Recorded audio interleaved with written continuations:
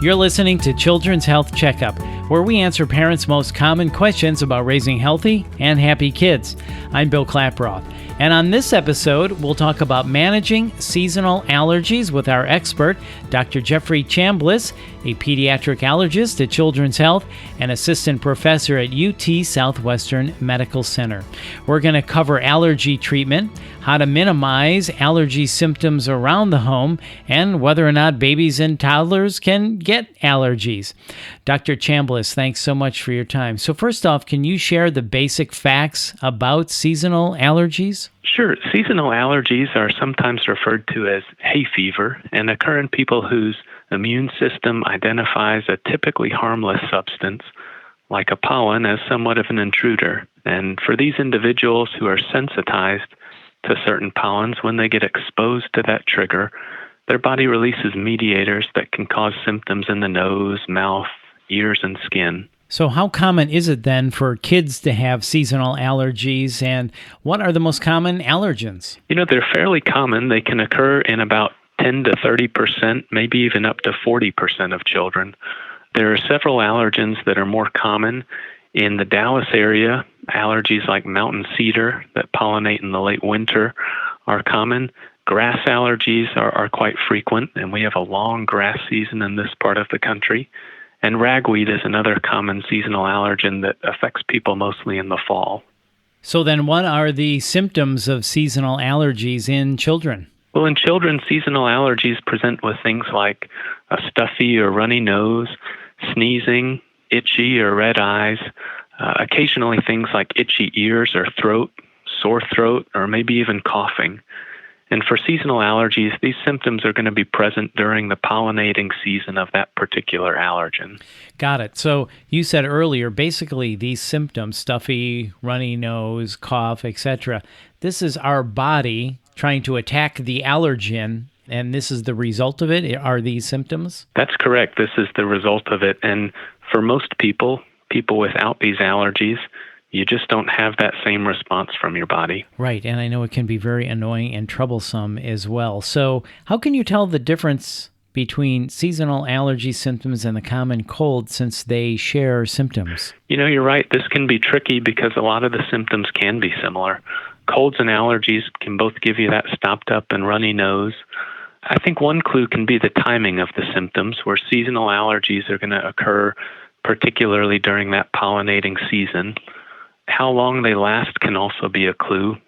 A cold or virus typically gets better in a week to 10 days, but allergies can last several weeks to months at a time. And usually, kind of more persistence of the itchy and sneezy symptoms tends to occur more with allergies than colds. Finally, I'd say that fever is something that I think about with colds and viruses, but not necessarily with allergies. Well, that's very helpful to know. Then, is it possible for seasonal allergies to develop at different ages? And can babies or toddlers have seasonal allergies? They definitely can develop at different ages. For seasonal allergies in particular, we think about you needing a few seasons of exposure before you start to mount an allergic response to it. So we don't think about seasonal allergies occurring in young babies and toddlers. Usually they start to show up after children are 3 or 4 years old. If you don't develop them when you're younger, though, it doesn't necessarily mean that you couldn't develop them into your teenage years. So then it is very possible for seasonal allergies to develop at different ages in one's life. So let's talk about treatment now. What generally is the best way to treat seasonal allergies in kids? There are several options for treating seasonal allergies, and I think that coming up with an effective treatment plan really depends on how often you're having these symptoms and how severe they are. Many of these medications are available over the counter. Things like nasal saline rinses can help flush out the nasal passages and really can just be used when you have those symptoms. Antihistamines that you can take by mouth, many of them are in liquid form, work well just taking them when you need them, although if you need to take them more frequently, like every day, they're okay to do in that way also. Nasal steroid sprays probably work a little bit better with consistent use, and how you're using them is important. You want to be sure and point the tip of that nozzle out towards your lateral eye or ear on that same side so that you're not spraying that nose spray directly up your nose or towards the middle of your nose. Some over-the-counter decongestants can be okay to use in the short term, but I typically don't recommend them as part of the regular allergy regimen because they can have some other side effects associated with them. Probably for the patients that just have infrequent symptoms, I think starting with something like an antihistamine is a good choice. If you're having some more persistent symptoms, using something like a nasal steroid spray may be a better option. So those are good first steps in managing seasonal allergies: nasal saline rinses, antihistamines, nasal steroid sprays, and over-the-counter decongestants. So can you then also share some tips for parents on how to minimize allergy symptoms at home? As much as you can, you want to try and limit the pollen that's getting into the house.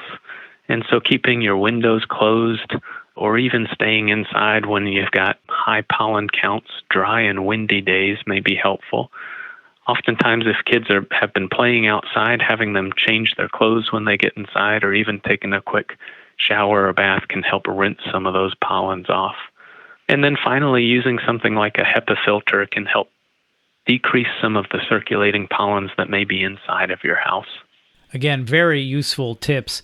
So when it comes to allergies, there's a whole bunch of different theories, and it seems like everybody's got an opinion on them. Are there any myths you'd like to debunk about seasonal allergies? A couple of things come to mind. Like you said, everybody's kind of got opinions on them. We do know that maybe up to 40% of children have allergies, but that still leaves another 60% who don't. And so not everybody has seasonal allergies. I think another myth that people think about is that flowers often cause allergy symptoms, and the pollen in flowers is really too heavy to be carried by the wind too much, so they don't cause a ton of symptoms for people. That's another reason why flowers need bees to help pollinate them. Finally, and we were talking about some of the different medications, sometimes I hear patients concerned that nasal sprays or allergy medications can be addictive. And they really don't have properties that make them addictive. You can run into some trouble using over-the-counter nasal decongestants too often, which can actually worsen your symptoms. But the antihistamines and the nasal steroid sprays really aren't addicting. Well, there you go. Myths debunked. That's really good information, and it's good for all of us to understand that. Well, Dr. Chambliss, this has been very informative. We appreciate your time today. Thank you very much. All right. Thank you. That's Dr. Jeffrey Chambliss, and for more information, please visit childrens.com/allergies. And if you found this podcast helpful, please rate and review or share the episode, and please follow Children's Health on your social channels. This is Children's Health Checkup, a podcast from Children's Health. Thanks for listening.